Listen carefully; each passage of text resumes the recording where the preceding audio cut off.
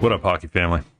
So this is a little bit of a public service announcement video. So recently, the Nova Scotia government and Hockey Nova Scotia, so the governing body in our area, have lifted a couple of the restrictions when it comes down to COVID.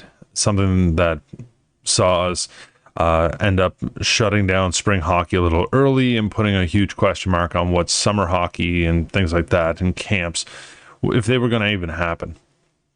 So we've just recently had a few of our restrictions open back up after we saw a significant surge in cases of COVID-19. So it's a great thing. We're seeing the restrictions lifted, which means we're doing the right things and we're getting ahead of this terrible virus. And what we've come to see now is even with the restrictions being lifted, certain arenas are still being very cautious with their reopening. They're limiting access, they're limiting ice times, operation time, and so on.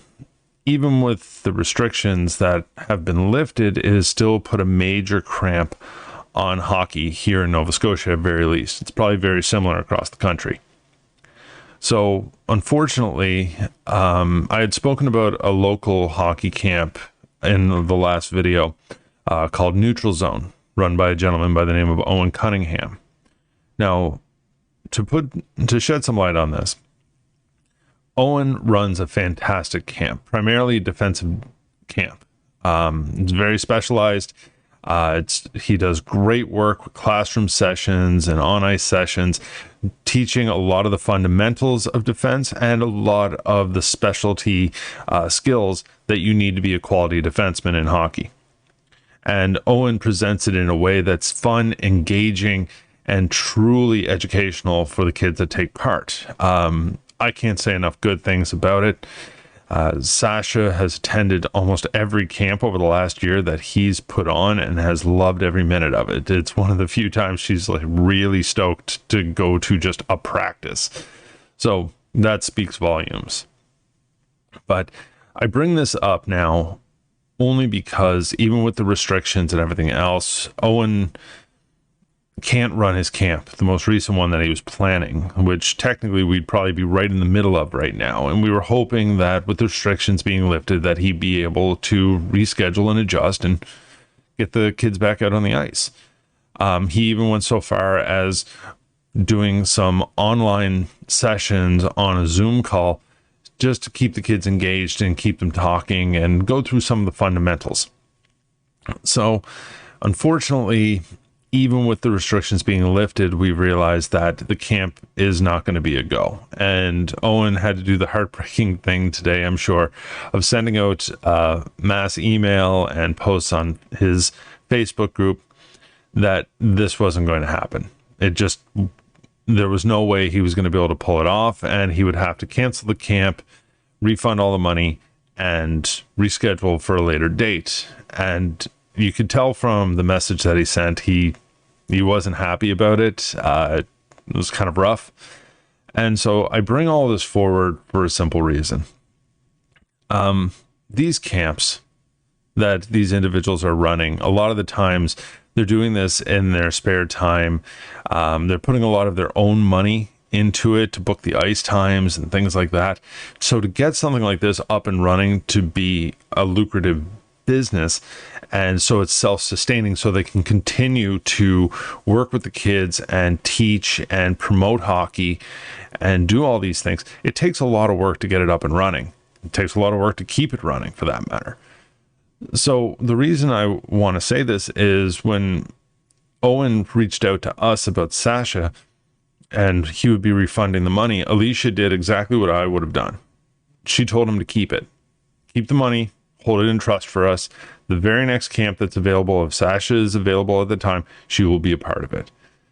And this is one of those things that, in my mind, that's one, with the registration money that we put down, that's one ice time that maybe Owen doesn't have to worry about booking, right? These people have put their heart and soul into the camps to help your child get better. If you can spare the money that they may be trying to refund to you and tell them to hold it in trust for you and that your child will attend their next camp, no question, do it.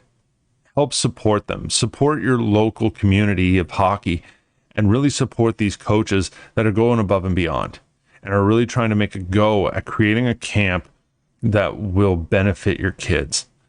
Please. I know it's not easy right now and things are tight for a lot of people out there and everybody's trying to just get by, but you've already spent the money with the intention that your kid was going to be there. Just leave the money in that camp's pot so they can, when the next opportunity comes up and the restrictions get lifted, they have the cash flow in order to book the camp and get everything up and running, and your child can just attend.